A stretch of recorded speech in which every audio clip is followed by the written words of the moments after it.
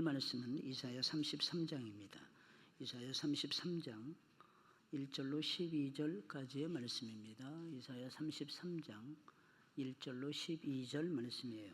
제가 한 절 읽고 여러분들이 한 절 읽고 교독하겠습니다. 너 학대를 당하지 아니하고도 학대하며 속이고도 속임을 당하지 아니하는 자여 화 있을진저 내가 학대하기를 그치면 내가 학대를 당할 것이며 내가 속이기를 그치면 사람이 너를 속이리라.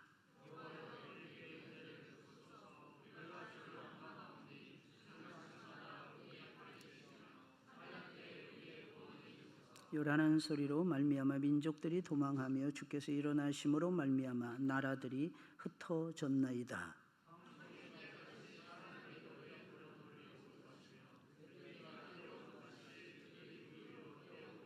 여호와께서는 지극히 존귀하시니 그는 높은 곳에 거하시며 정의와 공의를 시온에 충만하게 하심이라.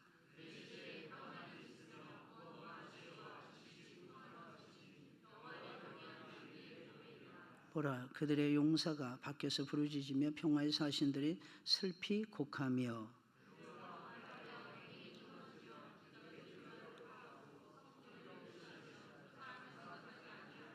땅이 슬퍼하고 쇠잔하며 레바논은 부끄러워하고 마르며 사로는 사막과 같고 바산과 갈멜은 나뭇잎을 떨어뜨리는 도다.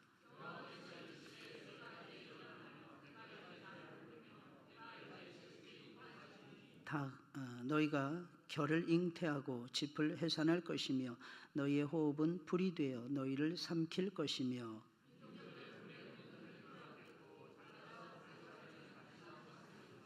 아멘. 내가 찬양을 할 때 여러분 우리도 같이 하나님 앞에 찬양을 드리는 시간입니다. 그래서 그 가사가 이렇게 스크린에 뜨잖아요, 여러분. 뭐 흥얼흥얼 하시면서 이렇게 따라 부르시는 게 제일 좋아요, 여러분. 그러면 음악성도 늡니다. 음악성이 아주 빨리 들어요, 여러분. 왜냐하면 노래라는 것은 참 희한합니다, 여러분. 남이 부르는 걸 들으면서 배워요. 남이 부르는 걸. 뭐 음치, 박치 얘기하는데 한번 따라서 해볼까요? 음치와 박치는 없다. 하나님이 우리를 그렇게 수준 낮게 만들지는 않으신 것 같아요, 여러분. 그냥 따라서 안 부르니까 그러네. 따라서 자꾸 불러보세요, 여러분. 옛날에 어떤 할머니를 전도를 했는데 8순이에요, 8순. 교회를 처음 나오신 거예요, 처음. 근데 예배 시간에 늘 20분, 30분 전에 늘 오셔서 앉아 계시고요. 거의 모든 예배를 다 드리세요, 이 어르신이. 근데 특징이 있더라고요. 꼭 젊은이들 사이에 앉으시는 거예요. 왜 그렇게 앉으시냐 그랬더니 교회 와서 보니까 찬송을 그렇게 많이 부르더랍니다. 찬송을 많이 부르는데 이 찬송을 모르는 찬양을 처음 대하니까 이게 너무 힘들더래요, 여러분.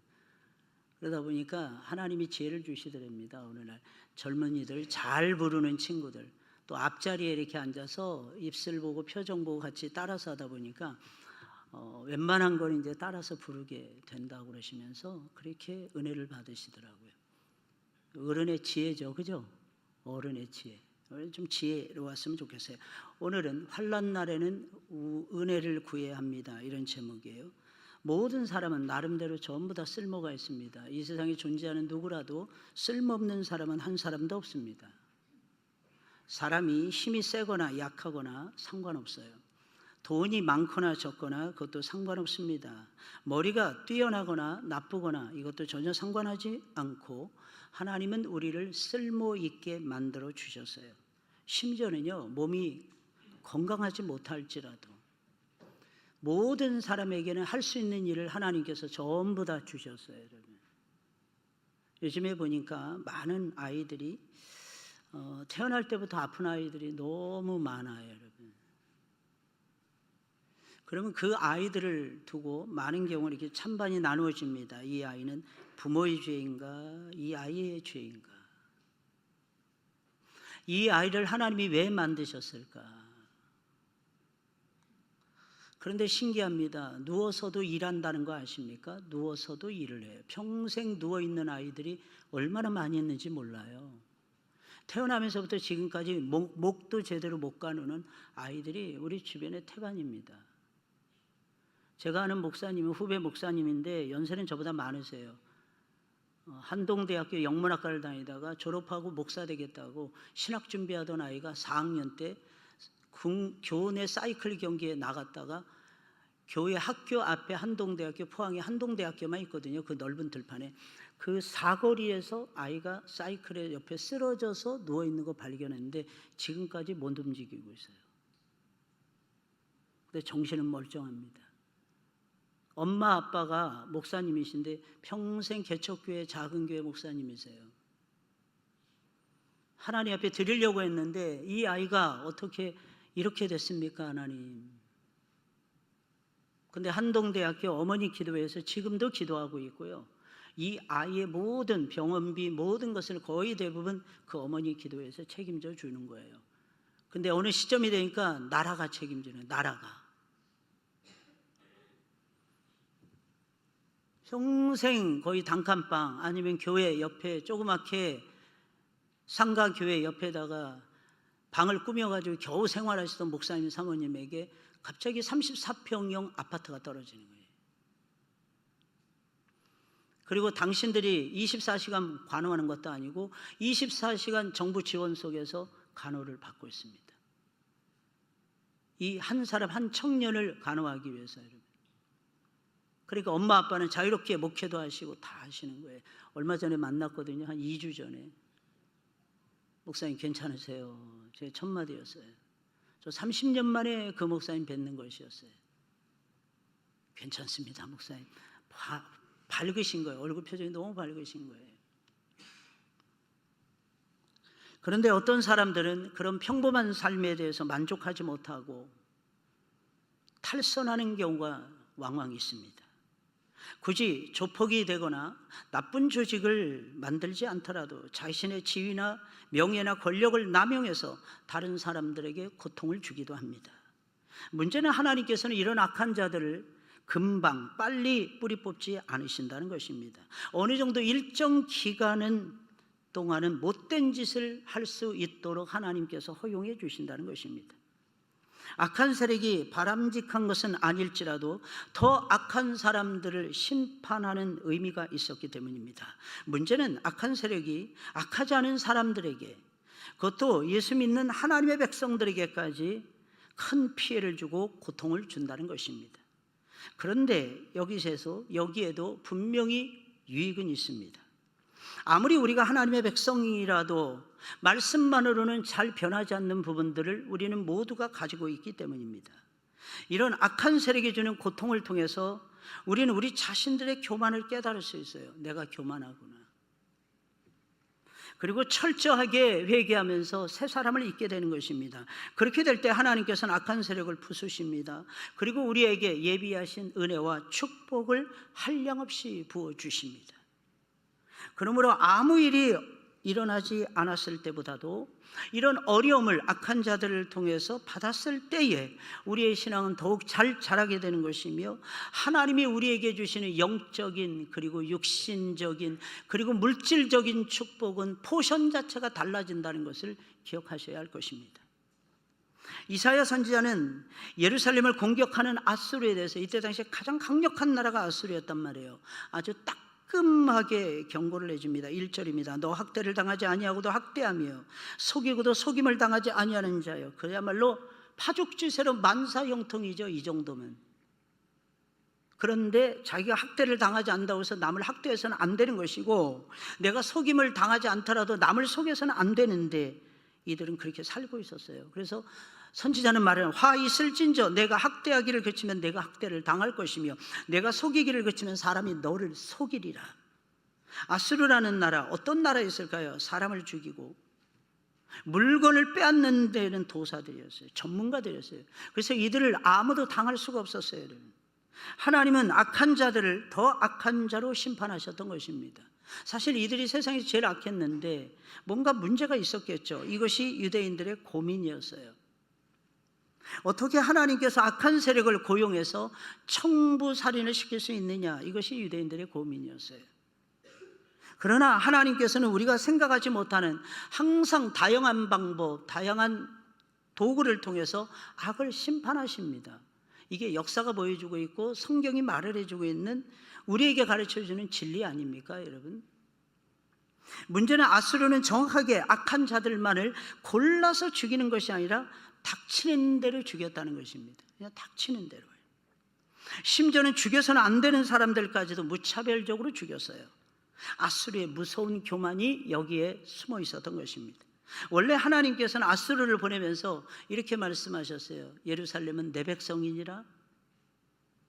그런데 내 백성이 정신을 못 차리고 있으니까 너희가 가서 회초리 몇 대만 때려다오. 저들이 깨달을 수 있도록 매를 한 몇 대만 때리고 그들이 각성해서 나를 찾을 수 있도록 너희들이 여기까지만 해다오 라고 하나님께서 말씀하신 것입니다. 그런데 그들은 어떻게 했습니까? 의로운 하나님의 백성들까지 공격해서 죽였어요. 가리지 않았어요. 예루살렘 성이 함락되거나 예루살렘 주변에 있는 모든 성들이 함락되었을 때 참담하고 참혹스럽고 비참했던 것입니다. 왜 그랬던 것입니까? 왜 그랬던 것일까요? 시기와 질투입니다. 하나님의 백성들을 대하고 보니까 하나님의 백성이잖아요. 아수르 사람들이 난생 처음 하나님의 백성들을 지금 만나고 있는 겁니다. 소문만 들었어요. 하나님이 이들을 외치시는가, 뭔가 괴물 같은 구석이 있을 것이다 이렇게 생각을 했을 것입니다. 그런데 막상 유다를 침략해 보니까 아무리 타락한 하나님의 백성이라도 자기들보다는 나아 보이는 것이었어요. 자기들보다는 훨씬 더 고상해 보이는 것이었어요. 이게 기분이 나빴던 것입니다. 그랬으면 돌이켜야죠. 내가 하나님이 처음 우리에게 말씀하신 것이 야, 살살 회초리 몇 대 때리고 너희들은 물러나 했던 말씀을 이해했어야죠, 여러분. 그게 아니었어요. 기분이 너무 나빴어요. 아니, 이렇게 두들겨 맞고도, 이렇게 환난을 당하고도 야, 어떻게 이런 고상함을 유지하지? 이것들은 사람이 아니야. 뭔가 하나님 앞에서 우리가 모르는, 이방인들은 전혀 알 수 없는 놀라운 것을 받았기 때문일 거야. 그래서 오히려 더 강력하게 응징하기 시작을 했던 것입니다. 그것이 아수르 사람들이 싫었던 것입니다. 싫었던 부분이에요. 그러나 그들이 몰랐던 아주 중요한 부분이 있는데, 하나님의 백성을 건드리는 것은 기억하셔야 됩니다. 하나님의 백성을 괴롭히는 것은 그들을 사랑하시는 하나님을 괴롭히는 것입니다. 자기들의 무덤을 스스로 파는 아주 미련한 행동이었어요. 하나님이 하라는 데까지만 해야 됐는데, 그래서 결국 그들은 너무 지나치게 마치 자기들이 하나님이라도 된 것처럼, 왜? 위에 아무도 없었으니까요, 여러분. 사람은요, 보이는 나를 제어할 수 있고 통제할 수 있는 위에 누군가가 있어도 자기 마음대로 하고 싶어집니다. 근데 아수르는 위에 자신들을 통제할 수 있는 나라가 없었어요, 여러분. 그러니까 자신들이 마치 신이라도 된 것처럼, 하나님이라도 된 것처럼 그들은 행동했던 것입니다. 그러면 이럴 때는 우리 성도는 어떻게 해야 되는 것입니까? 선지자는 그것에 대해서 알려주고 있습니다. 보면 2절에 있는 말씀이에요. 우리 다 같이 읽어볼까요? 2절 시작. 여호와여, 우리가 우리의 팔이 되시며 환난 때에 우리의, 이 방법밖에 없잖아요. 아수르를 어떻게 이깁니까, 여러분? 비교할 수 없어요. 아수르는 유대 나라 한 10배, 20배 아니죠, 여러분. 한 100배 큰 나라예요. 전쟁하잖아요. 오늘날에 미국하고 전쟁하는 거 똑같습니다. 상대가 되지 않아요. 아주 오래전에 이란과의 전쟁, 이라크와의 전쟁 우리가 많이 봤잖아요, 여러분. 그때 우리 이렇게 생각했어요. 사담 후세인이 적어도 1년은 버티겠다. 아니다. 최소한 6개월은 버티겠다. 일주일도 안 돼서요, 벙커로 숨어 들어가 버렸어요. 이건 비교가 안 되는 거예요. 그런데 그런 거대한 강대국이 쳐들어온 거예요. 이걸 어떻게 막아요, 여러분? 일단은 방법 딱 한 가지입니다. 사생결단해야 돼요. 그리고 하나님만 찾아야 돼요. 하나님의 은혜만을 구해야 됩니다. 이때 당시에 왕이 누구였느냐? 아하스의 왕 아들이었던 히스기야였어요, 여러분. 그래서 히스기야는 그 조롱하는 글을 가지고 어떻게 합니까? 하나님 앞에 나아가는 거예요. 하나님 앞에 나아가서 그것을 내려놓는 것입니다. 그리고 히스기야는 이렇게 기도합니다. 하나님 보소서, 하나님 보세요. 하나님, 여호와 하나님이 참 신이신데 저들은 모르고 여호와 하나님을 능멸합니다. 하나님, 우리가 그래도 비록 타락하긴 했어도 하나님의 백성이고 하나님 나라를 이루고 하나님의 교회인데 저들이 우리에 대해서 함부로 판단하고 함부로 평가하고 있습니다. 하나님, 알아서 해주세요. 히스기야가 선택한 것은 딱 이거밖에 없었어요. 왜? 다른 방법이 없잖아요. 다른 방법. 그래서 아무리 떠오르는 재주, 아무리 떠오르는 방법 다 버리고 하나님이 도와주시지 않으면 살 수 없다, 이것을 인정하고 은혜를 구하라는 것입니다. 그러면 어떤 역사가 벌어질까요? 우리 인생을 살아가면서 어떤 역사가 벌어질까요? 하나님이 우리의 팔이 되십니다. 이 팔이라는 것은 능력으로 상징하는 거예요. 하나님 팔이 없죠? 그런데 하나님이 우리의 팔이 되어주시는 거예요. 당연히 우리를 구속해 주십니다. 건져주시는 거예요. 악한 자들이 아무리 설치고 순식간에 밀려올지라도, 파죽지세로 밀려올지라도 하나님이 강한 팔이 되어 나를 건져주시고 나를 지켜주신다면 누구라도 꼼짝 못하고 당할 수밖에 없지 않을까요, 여러분? 하나님 그것을 가르쳐 주는 거예요. 그래서 오늘 본문의 말씀은 선자는 이렇게 말하는 거예요. 악한 자들을 통해서 하나님은 우리를 유익하게 하신다는 거예요. 이어지는 말씀을 보면 우리는 그것을 쉽게 알 수 있어요. 그럼 하나님은 악한 자들을 통해서 우리를 유익하게 해주시는데 어떻게 유익하게 해주십니까? 첫째로, 하나님은 악한 자들을 통해서 이 세상의 지저분한 악들, 이 세상의 지저분한 죄악들을 청소해 주십니다. 3절의 말씀이에요. 요란한 소리로 말미암아 민족들이 도망하며 주께서 일어나심으로 말미암아 나라들이 흩어졌나이다. 유다는 온갖 주변에 악한 나라들로 둘러싸여 있었어요. 우리 너무나도 잘 알죠, 여러분. 최근에도 시리아 내전 사태, 요즘 좀 잠잠하긴 하는데 아직 끝난 건 아닌 것 같아요. 그 시리아라는 나라가 이스라엘 북쪽에 있는 아람이라는 나라예요. 근데 이스라엘보다는 굉장히 큰 나라예요. 이들이 호시탐탐 계속 이스라엘과 유다를 괴롭히고 있었어요. 서쪽에는 우리가 너무나도 잘 아는 블레셋이 진을 치고 있었어요. 블레셋.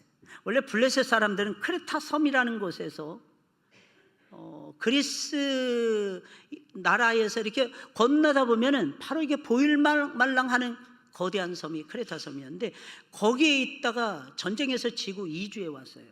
어디로 이냐? 근데 자기네들 땅이 아니라는 얘기예요, 여러분. 쉽게 말하면 이주해 와서 가나안 땅에 정착을 했는데 애굽과의 전쟁을 벌였어요. 처음에는 애굽을 차지하려고. 애굽하고 상대가 되나요? 져버렸어요. 그러나 그들은 철기 문명을 가지고 있었기 때문에 당대에 어떻게 보면 최고의 기술자들이었어요. 게다가 거인족들이 있었어요.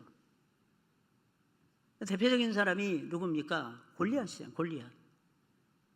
아낙 자손의 후예들, 세세와 아이만과 달메, 이들의 이름이 성경에서 계속해서 나오고 있잖아요.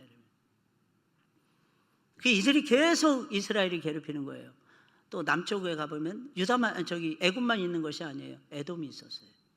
세일산에 딱 움트리고 또아를 들이면서 유다 땅을 호시탐탐 노리고 있었어요. 그 북쪽에는 모압과 암몬이 자리 잡고 있었어요. 사방이 다 적이었어요, 여러분. 그런데 갑자기 아수르가 등장하더니 그런 모든 주변에 있는 나라들을 순식간에 청소해 주었어요. 물론 아수르는 그들보다 더 악한 나라였지만, 아무튼 아수르는 하나님 앞에서는 덜 악하든 똑같이 악하니까, 여러분. 아무튼 아수르는 주변의 모든 나라들을 다 일거에 청소해 주었습니다. 마치 이것은 이렇게 표현하시면 될 거예요. 태풍이 불잖아요, 여러분. 바닷속의 쓰레기들이 전부 다 청소되는 것하고 똑같습니다. 이 세상은 하나님이 만드신 세상이고, 이 세상은 하나님이 다스리시고 하나님 보존하시고 하나님이 이끄십니다. 그걸 어떻게 할 수 있느냐? 우리는 태풍 만나면 산에 중례하잖아요. 뭐가 무너졌네, 홍수 났네, 막 이럽니다. 산에 중례. 근데 그것도 목적이 있어요.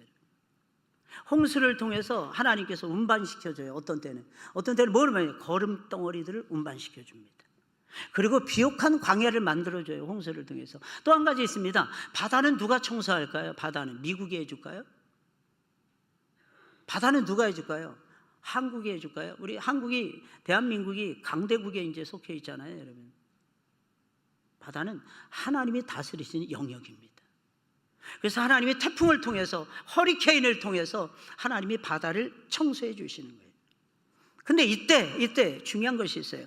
우리가 주의할 것이 있는데, 이런 상황에서 하나님의 백성은 어떻게 해야 되느냐는 거예요. 아수르가 막 몰려와서 주변 나라들을 막 청소합니다. 유다를 괴롭혔던 나라들이에요. 이들을 과연 어떻게 해야 될까요? 하나님의 백성은 이것을 어떻게 바라봐야 될까요? 이때 하나님의 백성에게 제일 중요한 건 믿음으로 봐야 된다는 것입니다. 하나님을 보셔야 된다는 뜻이에요. 하나님이 이 세상을 어떻게 다스려가는지 그 섭리를 깨달으시라는 거예요. 쉽게 말하면 이런 상황이 막 급변하잖아요. 지금도 국제정세가 어마어마하게 급변하고 있잖아요. 이런 상황 속에서 우리는 믿음이 있어야 살아남는다는 것입니다. 믿음이 있어야 살아남지, 믿음이 없으면 악한 자들과 함께 멸망할 수 있어요.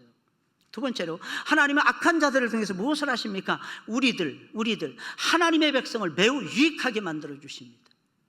이게 정말 저는 놀라운 섭리라고 생각해요. 그래서 어려움을 맞잖아요. 어려움 만나는 건 기쁨으로 맞아들여야 돼요. 할렐루야. 왠지 아십니까? 그 다음에 2차적인 하나님의 섭리와 축복이 따라오기 때문입니다. 만약에 어려움이 없잖아요. 그럼 그 다음 단계에 축복이 안 올 수도 있어요. 어려움은 축복입니다. 할렐루야. 잘 이해가 안 가시죠? 그죠? 어려움은 어려움이에요, 목사님. 우리 이렇게 기도하죠. 어려움이 조금 있으면 하나님, 이 어려움만 치워주시면 내가 살 것 같아요. 그죠? 근데 어려움을 치우잖아요. 근육이 안 생겨요. 근육질 막 운동하시는 분들 보세요. 와, 대단한 것 같아요. 물론 그 단백질도 드시더라고. 그런데 그것보다 무거운 쇳덩어리를 들어올려야 이게 근육이 생기더라고요. 얼마나 힘들겠어요. 저 한 번 들기도 힘들던데. 근육을 팔뚝 뭐 다리 이런 데 근육 만들기 위해서. 오늘 아침에도 제가 4시 30분에 일어났어요. 그리고 말씀 묵상하고 기도하고 아침을 조금 먹고 그다음에 바로 자전거에 올라서 자전거 타기 시작했어요.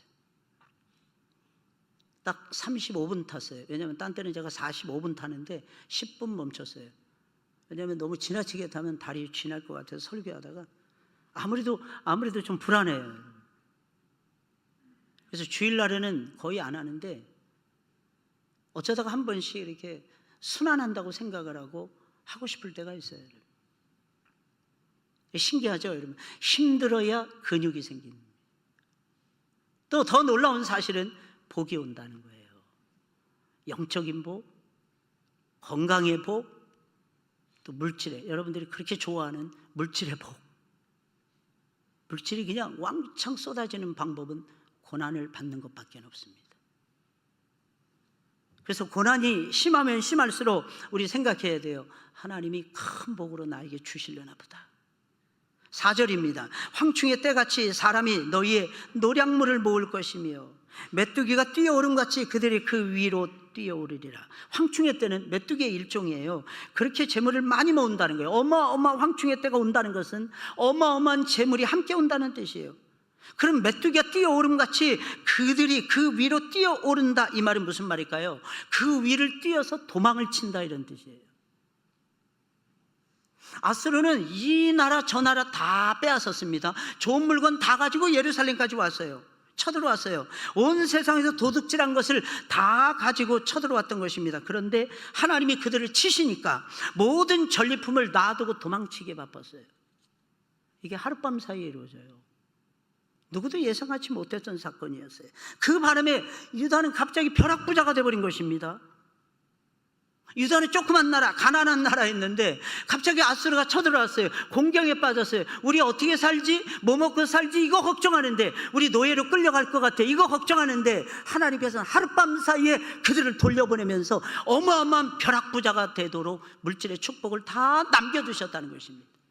여기서 우리가 알 수 있는 거, 왜 우리가 고난받아야 되는지 이거 알아야 됩니다. 하나님은 두말할 필요도 없어요. 나로 하여금 복주고 복주며 번성케 하고 번성케 하시려고. 할렐루야. 그래서 건강한 공동체는요, 꿈이 있어야 됩니다. 무슨 꿈일까요? 서로 의존해야 돼요. 건강한 공동체는요, 나 잘난 맛을 사는 게 아니에요. 나 못난 맛을 사는 거예요. 내가 못났어, 자기 나 좀 이해해줘. 잘난 거 얘기하는 게 아니라 못난 거 얘기해 주는 거예요. 내가 이렇게 못났어. 자기가 날 좀 위해서 기도해 줘. 상호 의존, 상호 존중의 개념이에요. 기억하실지 모르겠지만 2년 전에 제가 블레싱 프로젝트 처음 시작하면서 첫 설교가 이거였어요. 그리고 리더십이에요. 하나님이 세우신 영적 리더십에 철저하게 순종하고 복종하는, 하나님이 세우신 리더십에 그런 마음이 없으면 우셔야 돼요. 금식하면서도 우셔야 됩니다. 그래야 내 영혼이 평안을 찾아오고 내 삶에 하늘의 복이 떨어지는 것입니다. 누가 회장이 됐든 그 회장님에게 복종하는 마음을 달라고 기도하셔야 돼요. 내가 전 회장이었는데 이러지 마세요, 여러분. 내가 전전 회장이었는데 이러지 마세요, 여러분. 그래서 총회장도 뭐 증경 총회장 막 이런 게 있습니다. 근데 요즘에 그런 거 다 빼려고 그래요. 우리가 교단에서도 그냥 전 총회장 이렇게만 합니다. 전 노회장 이렇게만 합니다. 그 다음에는 없어요. 1년 지나고 나면 아무것도 없습니다. 우리 교단은 철저하게 총회장이든 노회장이든 1년 딱 하면 다 내려오게 돼 있어요, 여러분. 이유가 뭔지 아십니까? 권력화되면 안 되기 때문에. 이 사실을 알고 계십니까, 여러분? 우리 자꾸 못난 맛에 살아가야 된다니까요. 리더십이 세워지고 누구 말이든지 복종하려고 하고. 그럼 그 다음 단계 마지막에 있습니다. 건강한 공동체는 번성해요. 번식합니다. 이 말은 무슨 말이냐? 하나님의 사람들로 들어찬다는 것입니다. 하나님을 제대로 경외하고 하나님을 제대로 두려워하고 하나님의 복음을 제대로 밝히려고 하는 하나님의 사람들로 꽉꽉 채워진다는 것입니다. 이 비전이 있지 않나요, 여러분? 우리에겐 이게 공동체의 모습이에요. 건강하고 행복한 아름다운 공동체의 특징이라는 것입니다. 참 신기한 것은 설령 우리의 현실 세계 속에서는 재산상 큰 유익을 얻지 못한다고 할지라도 악한 자들을 하나님이 남겨두십니다. 신기한 것은 그들을 통해서 하나님의 백성들이 큰 유익을 얻는다는 것입니다. 어떤 유익을 얻을까요? 악한 자들을 딱 막대행해요. 그러면 어떤 유익이냐? 한 10년치 기도할 것을 한꺼번에 합니다. 악한 자가 등장하기 전에는 내가 잘 기도도 안 해요. 내가 하나님 앞에 예배도 잘 시원찮게 드려요. 제대로 못해요. 그런데 이상합니다. 누군가가 나를 괴롭히거나 어떤 어려움에 직면하잖아요. 내가 해결할 수 없는 어려움에 직면하잖아요. 성도라면 하나님을 찾더라고요. 그래서 하나님께서는 1997년도 11월 달에 여러분 IMF 맞이하게 한 거예요. 기껏해야 IMF를 통해서 처음에 차관 들여온 것이 350억 달러에 불과했는데 그 돈이 없어서 우리가 빌다시피 해서 빌려왔어요. IMF 총재가 한국을 방문했습니다. 마치 점령군이 오는 것 같았어요. 한국 망하지 않았어요, 여러분. 그러고 나서 그 IMF를 극복하면서부터 한국의 전자회사, 한국의 자동차 회사가 갑자기 세계 속에 우뚝 서기 시작했어요. 일본의 전자회사들을 밀어내면서 21세기 들어오면서요, 여러분. 2008년 서브프라임 모기지 사태, 한국은 후발입니다. 반도체든 뭐든지 설계할 수 있는 능력도 부족하고 기술도 부족하고 기계는 다 일본에서 다 사들여왔어요. 거의 다. 몇 년 전에도 소부장을 안 준다고 하니까 한국 기업들이 난리 나지 않았습니까? 그것이 대한민국의 현주소예요, 여러분. 그런데 신기합니다. 리만 브라더스 사태 이후로 한국 기업들은 더 무섭도록 성장세를 보이기 시작했어요. 우리가 잘못하지도 않은데 코로나를 얻어 터졌습니다. 근데 이상하게 발생했던 나라들에서는 그런 일이 없는데 우리는 이상하게 경제가 더 휘청거렸어요, 여러분. 근데 여러분 생각해 보세요. 그 다음을 보세요. 하나님은 분명히 그 다음 단계를 준비하고 계십니다. 할렐루야. 그 이유가 뭘까요? 성도들이 우니까. 부모 마음속에는요, 자식이 울 때가 제일 무섭거든요. 하나님 우리 아버지시잖아요. 근데 우리가 울고 있어요, 여러분. 남모르게 눈물 흘리고 있어요, 여러분. 그 기도를 외면하시겠습니까? 그럴 리가 없죠, 여러분. 당연히 축복까지 물붓듯이 당장 망하게 되는데 어찌 기도하지 않을 수 있겠어요? 만나는 사람마다 기도 부탁하죠. 하나님은 그 기도를 들으시죠. 헛되지 않게 역사하시죠. 당연히 축복을 물붓듯이 부어주십니다. 믿음이 넉넉해집니다. 물질적으로도 큰 축복을 받게 될 것입니다. 환난은 우리 믿음의 분량을 크게 해줍니다. 그러니까 악한 자들은 사실상 우리에게 악이에요. 어떻게 보면 우리를 위해서 존재한다고 볼 수 있어요. 우리로 하여금 교만하지 못하게, 우리로 하여금 회개하게 만들고 간절히 하나님을 찾으면서 부르짖게 만들어줍니다. 마지막 세 번째로, 하나님께서는 악한 자들을 통해서 어떤 모습을 보여주십니까? 하나님 자신이 얼마나 위대하고 존귀한 분이신지를 나타내 주세요. 결국은 하나님이에요. 5절입니다. 여호와께서는 지극히 존귀하시니 그는 높은 곳에 거하시며 정의와 공의를 시온에 충만하게 하십니다. 하나님이 위대하시다는 것은 우리 모두가 다 아는데, 머리로는 인식하는데, 구체적으로 얼마나 하나님이 위대하시고 큰 능력을 가지신 분인지는 확신이 좀처럼 들지가 않아요. 특히 어떤 문제에 딱 부딪혔을 때 우리는 이럴 때가 정말 많지 않습니까? 하나님, 이거 어떻게 해야 돼요? 이럴 때가 한두 번이 아니잖아요. 머리로는 인식하는데. 그래서 하나님을 믿는다고 하면서도 과연 하나님을 의지하게 되면 어려운 문제가, 과연 내가 만난 어려운 문제가 해결될 수 있을까? 반신반의하는 것입니다. 그래서 기도를 못하는 거예요. 그래서 기도를 안 하는지도 몰라요. 하지만 말로 할 수 없는 큰 어려움에 딱 봉착했을 때 기도함으로 일이 해결됐어요. 오히려 더 큰, 내가 상상할 수 없는 더 큰 축복이 나타났어요. 그러면 어떻게 될까요? 달라집니다. 성도는 달라져요. 실제로 하나님이 살아계시고 그분의 능력이 어마어마하다 하는 것을 알게 됩니다. 그래서 하나님을 한번 경험하는 것이 굉장히 중요해요.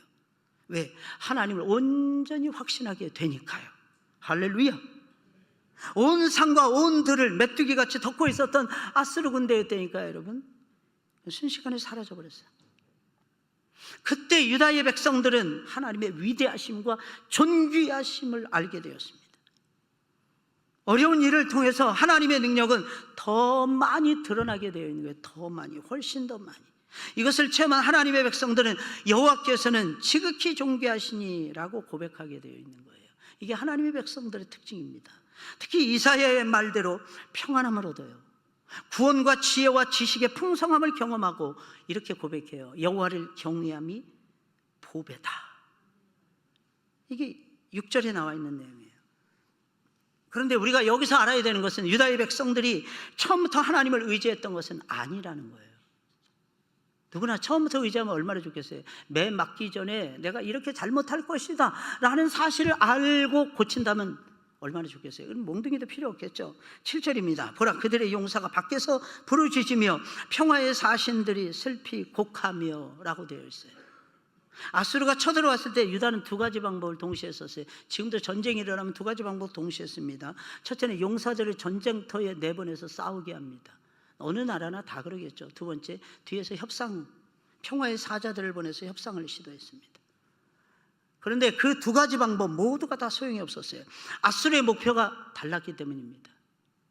아수르의 목표는 유다의 황금이 아니었어요. 아수르의 목표는 한 가지였어요. 예루살렘이 망하는 것이었어요.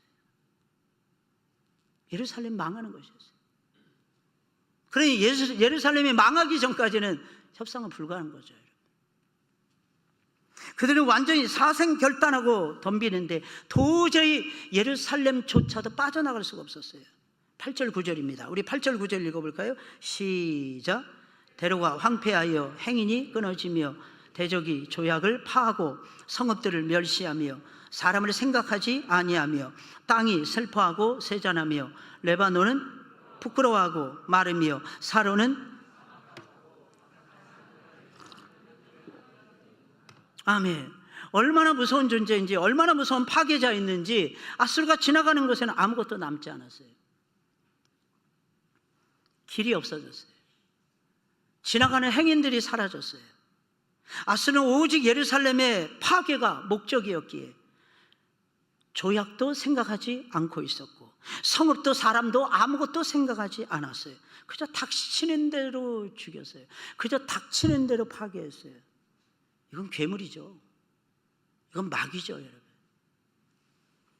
울창한 숲을 자랑하던 레바논도 아무것도 남지 않았어요. 사람과 바산과 갈멜은 비옥한 땅이었어요. 그런데 거기 아무것도 남지 않았어요. 왜? 아스루는 철저한 파괴자였기 때문입니다. 그들 앞에서는 어떤 인간적인 노력도 소용이 없었어요. 먹혀 들어가지가 않았어요. 대화가 통해야 협상이라도 할 텐데, 미친 사람들을 앞에 놓고, 정신 나간 사람들을 앞에 놓고 무슨 협상을 벌이겠습니까? 그들에게는 어떤 것도 통하지 않았어요. 그러면 여러분들에게 물어보겠어요. 그러면 이럴 때는 여러분들이라면 어떻게 하시겠습니까? 어떤 선택을 하시겠어요, 여러분? 딱 한 가지 방법이 있습니다. 이럴 때는 방법이 여러 가지도 없어요. 딱 한 가지 방법. 하나님이 이것을 왜 이렇게 허락하셨는지 생각하면 쉽게 알 수 있어요, 여러분. 하나님을 바라보며 매달려 기도하는 방법밖에 없습니다. 왠지 아십니까? 내 힘으로 안 되니까. 한번 따라서 해볼까요? 내 힘으로 안 돼. 내 힘으로 안 돼요. 예를 들어서 사업을 합니다. 지금 우리나라 한국 사회에서 사업을 유지하는 것만 해도 기적이에요. 사업을 유지하는 것만 해도 기적입니다. 생각해 보신 적 없으시죠? 여러분들은 사업을 안 하시니까 대부분이.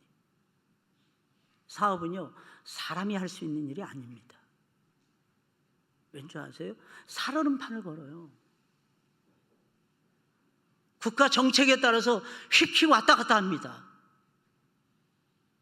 외교 관계에 따라서 살고 죽는 것이 결정이 됩니다. 그건 내가 어떻게 할 수 있는 게 아니잖아요. 내가 아무리 부지런 떨고 내가 아무리 기가 막힌 계획을 세워도 세상이 안 도와주면 어떻게 할 수 없잖아요, 여러분. 그래서 사업가들은 어떻게 하느냐? 눈물 흘릴 수밖에 없습니다.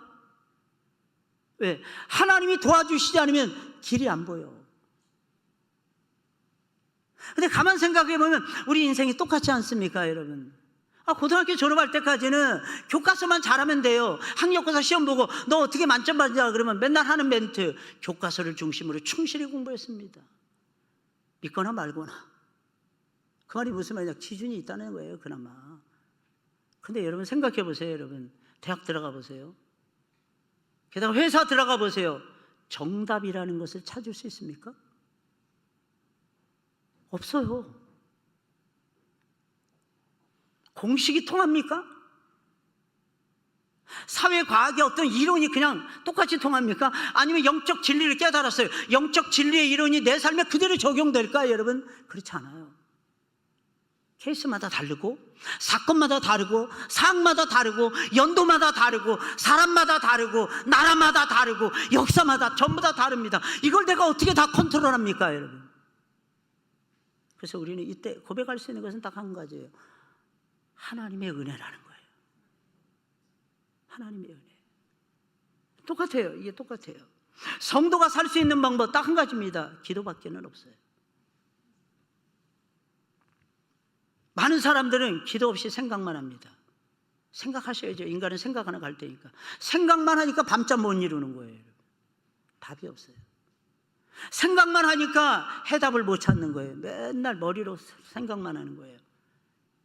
기도하셔야 됩니다.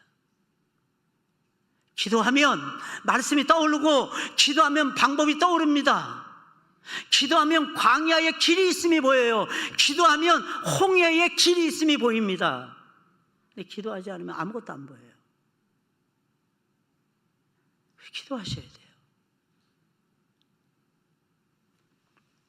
우리가 합심해서 기도하잖아요. 어떤 역사가 나타나든지 역사가 나타납니다. 너무 신기한 건, 나 혼자 기도하기가 힘들잖아요. 그럼 도움 청하세요. 목사님, 장로님, 저와 같이 기도해 주세요. 집사님, 나하고 같이 기도해 주세요. 그것도 모자르잖아요. 금식하면서 울면서 같이 기도하는 거예요. 홍해는 그렇게 갈라지는 거예요. 신기한 건, 내가 기도하잖아요. 부족해도 기도하잖아요. 하나님이 움직이시기 시작합니다. 하나님이 가만히 안 계시고 하나님이 움직이세요.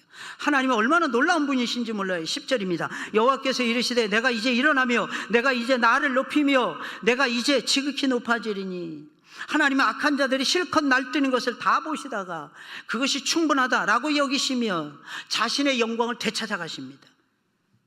신기해요. 이상한 사람들, 악한 사람들을 전부 다 하나님께서 잡아 가둬버리십니다. 어디에 가두십니까? 깊은 감옥, 지옥에다 가둬버리세요, 여러분. 하나님은 그러시는 분이세요. 하나님은 절대로 자신의 영광을 빼앗기지 아니하십니다. 감히 인간이 하나님의 영광을 찬탈하는 것을 그냥 놔두시지 않습니다. 반드시 교만한 자를 내리치셔서 자신이 얼마나 위대한 존재인지를 드러내십니다. 사람들은, 신기하게도 사람들은 그렇게 찾아온 그 평화에 얼마나 감격하는지 몰라요. 왠지 아십니까? 잘못된 이론에 사로잡히고 잘못된 시스템과 제도에 사로잡히잖아요, 여러분. 노예처럼 살아요. 노예가 돼서 삽니다. 돈의 노예가 됩니다. 세상의 노예가 됩니다. 높은 자리의 노예가 됩니다. 겉으로는 나는 잘 되고 있어, 나는 직장도 잘 다니고 있고, 나는 결혼해서 별 어려움이 없이 살아. 실제로 들여다보면 노예예요. 자유가 없어요. 진정한 자유, 주 안에서 누리는 평안과 자유가 없어요. 그런데 하나님이 악한 자들을 징벌하시면서 새로운 신질서를 갖다 주시는데 그게 영적 질서거든요. 뭔가 부족한 것 같아. 제도도 부족하고 모든 것들이 부족한 것 같아. 그런데 은혜가 돼. 그 속에서 내가 어떻게 살아갈 것인지 답을 찾게 돼. 그러니까 기뻐하죠. 그럼 고백하지 않을 수가 없는 거예요, 여러분. 자유롭다는 자신의 영혼을 바라보면서 고백하는 거예요. 악한 자들은 악을 심판하는 것으로 자신들의 행동을 끝내야 됩니다. 그렇게 하지 아니하고 더 높은 자리를 노린다거나 하나님의 백성을 공격하지 않아요. 지금까지 모든 수가 전부 다 수포로 돌아갑니다. 어느 선에서 딱 멈춰야 되는데, 멈추면 살아남을 수 있는데 멈추질 않는 것입니다. 그래서 수가 모든 것까지, 이 부분이 중요한데, 자기 입에서 나온 불기운으로 다 태워버립니다. 자기 입에서 나오는 말로서 다 태워버립니다. 아주 오래전이었어요. 어느 선배 목사님이 이렇게 고백하시더라고요. 나는 아무리 환난이 있어도 소망 중에 즐거워합니다. 이유는 내가 여러분들보다 나아서가 아닙니다. 나도 부족한 생각이 듭니다. 나도 못된 생각이 참 많이 듭니다. 그런데 이상해요. 하나님의 말씀 앞에 딱 서고 하나님 앞에 무릎을 딱 꿇었을 때 하나님께서 내 머릿속에 비관적인 건 전부 다 걷어주시고 낙관적이고 낙천적이고 긍정적인 것을 내 안에다가 딱 심어주십니다. 그리고 나로 하여금 믿음의 행보를 떼게 하십니다. 그래서 내가 살아요. 나도 죄인입니다. 나도 나쁜 생각 많이 합니다. 그런데 이상합니다. 하나님이 나에게 믿음을 선물로 주시더라고요. 무릎 꿇었을 때. 그리고 믿음으로 사건을 보게 되더라고요. 믿음으로 내 행보를 결심하게 되더라고요. 이걸 결심하지 못하자는 11절 12절의 역사가 나타납니다. 너희가 결을 잉태하고 짚을 해산할 것이며. 여러분 생각해 보세요. 농사를 짓습니다. 이삭을 여야죠. 열매를 거둬야죠. 근데 이삭은 바라지 않고, 생각해 보세요. 결을 잉태해요. 빈 껍데기만 잉태했다는 얘기예요. 짚을 해산한다. 태워버리면 날아갈 것을 해산할 것이요, 열매 없다는 뜻입니다. 너희의 호흡은 불이 되어서, 호흡하면서 말을 합니다. 그것이 불이 되어서 너희를 삼킬 것이며 너희의 말이 너희를 죽일 것이다, 이런 뜻이에요. 부정한 말, 불신앙적인 말, 불순종하는 말들, 원망하고 불평하는 못된 말들, 이런 말들에 의해서 너희가 삼켜질 것이다. 민족들은 불에 굽는 횃돌 같겠고, 횃돌이라는 것은요, 뭉쳐놓으면 돼요. 횃가루를 얘기하거든요. 그냥 흙하고 얇은 모래 같은 걸 뭉쳐놓으면 뭉쳐집니다. 근데 이 약점이 있어요. 횃돌은 불에만 가까이 가면 다 녹아버려요. 사라진다는 거예요. 잘라서 불에 사르는 가시나무, 가시나무도 진짜 잘 탑니다. 던져놓으면 그냥 타버려요. 가시나무. 무슨 뜻이냐? 아무것도 안 남는다는 거예요. 그래서 악한 자들은 온 세상을 삼킬 것처럼 위세를 떨칠 때는 떨치는데 사라질 때는 흔적도 없이 사라져요.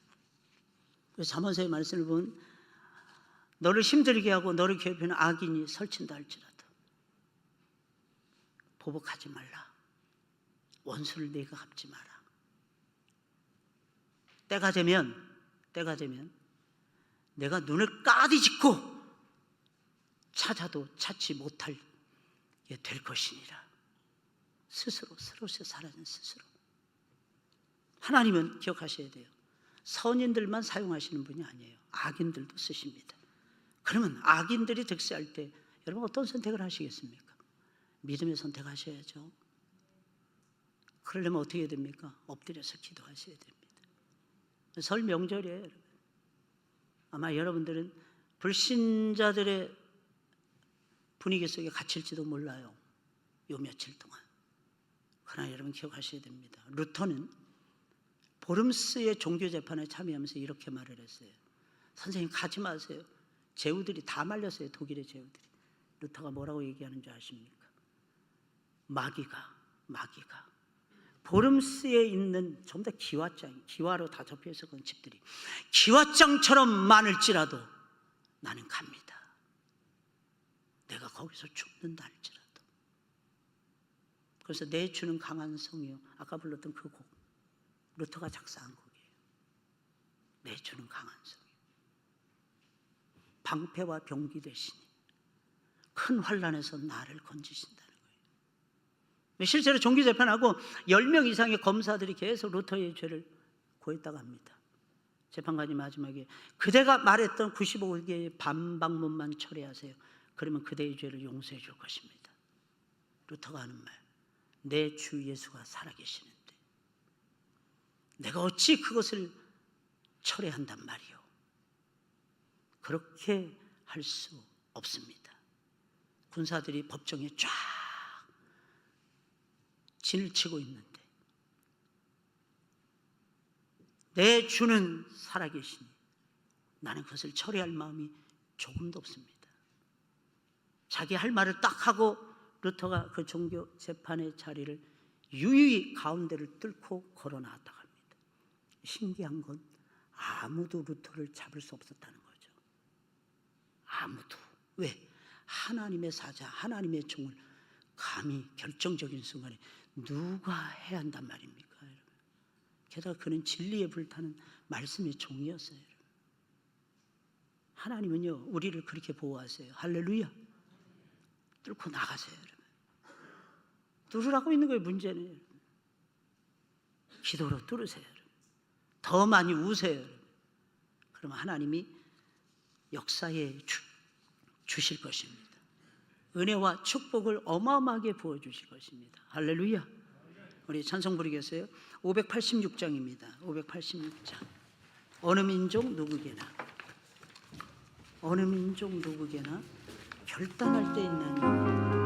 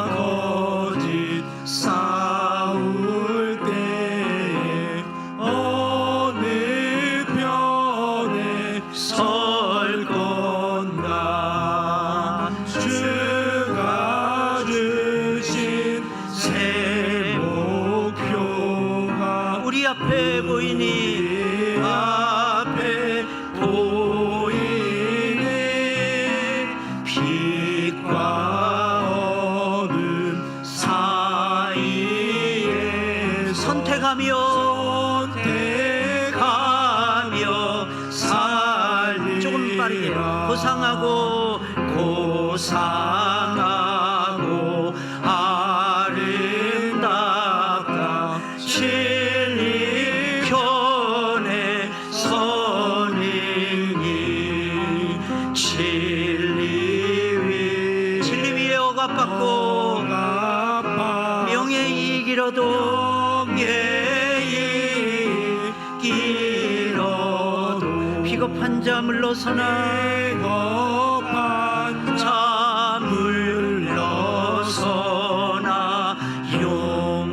용감한 자 구세계 낙심한 자 돌아오 그날까지 서리 순교자의 빛을 따라 빛을 따라 주의 뒤를 쫓아서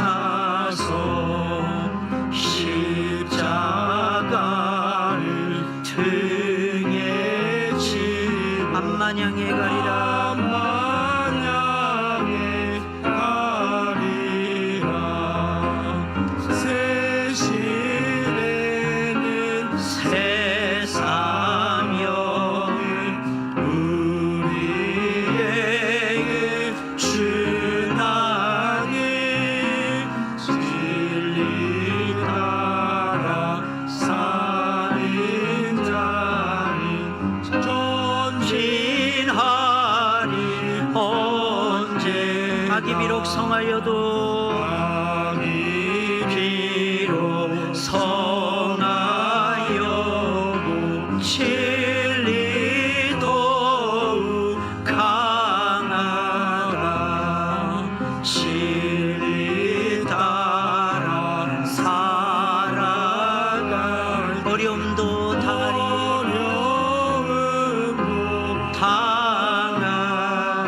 우리 가는 그 앞길에 그 앞길에 어두운 장마 덮쳐도 하나님이 함께 항상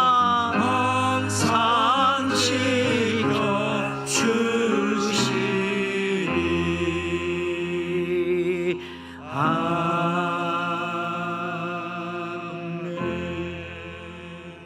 다 같이 일어나셔서 우리 회송 드리겠습니다.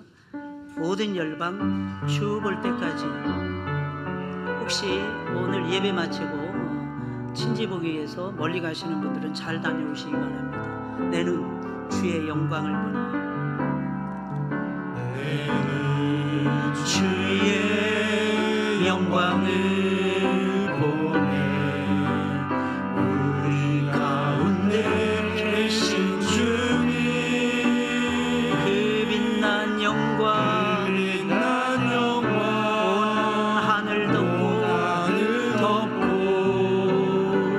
그 찬송 온 땅 가득해 내는 주의 영광을 보내 주의 영광을 보내 찬송 가운데 서신 주님의 얼굴을 온 세상 향하네 권능의 팔을 드셨네